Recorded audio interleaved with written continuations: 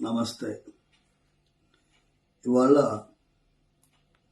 తిరుమల పాదాల దగ్గర తిరుపతిలో వారాహి డిక్లరేషన్ని ప్రపంచం ముందు ఆవిష్కరించబోతున్నటువంటి పవన్ కళ్యాణ్ గారికి చిలుకూరు బాలాజీ వెంకటేశ్వర స్వామి వారి దివ్యమైన ఆశీర్వాదాన్ని బలంగా ఉండేటట్టుగా స్వామివారిని ప్రార్థిస్తున్నాం.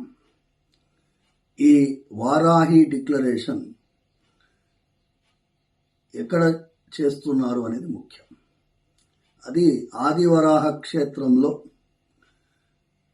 తిరుమల వెంకటేశ్వర స్వామి కలియుగ ప్రత్యక్ష దైవంగా కొలి ఉండేటటువంటి క్షేత్రంలో ఆయన దర్శన అనంతరం సనాతన ధర్మరక్షణ బోర్డుని స్థాపించే దిశగా, అదే సమయంలో సనాతన ధర్మానికి పూర్వ వైభవాన్ని తీసుకురావడానికి కోసం ఏమేమి ప్రయత్నాలు చేయాలో వాటన్నిటినీ కూడా సూచనప్రాయంగా ఈ డిక్లరేషన్లో పొందుపరుస్తారని, ముఖ్యంగా ఈ దేశం రామరాజ్యం, దాన్ని మన రాజ్యాంగబద్ధంగా ఆర్టికల్ 26లో ఆర్టికల్ 26 అనేది రామరాజ్యానికి పునాదిగా ఉండేటటువంటి అధికరణం.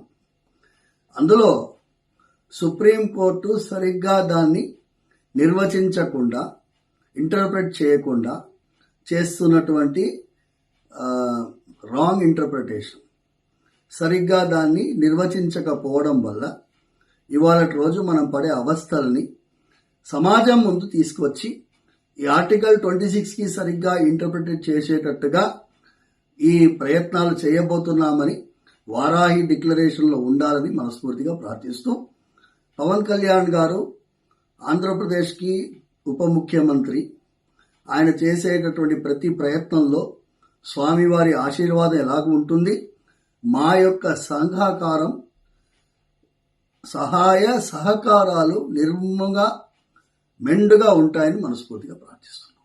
సర్వేజన సుఖినో భవంతు.